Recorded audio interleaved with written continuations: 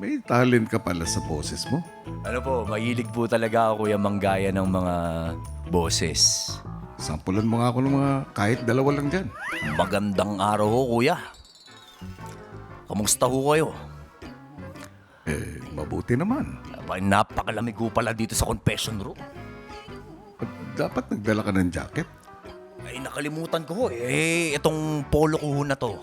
Ito ho talaga yung paborito ko na mga ginagamit ko noon pagka gumagawa ho ko ng mga action.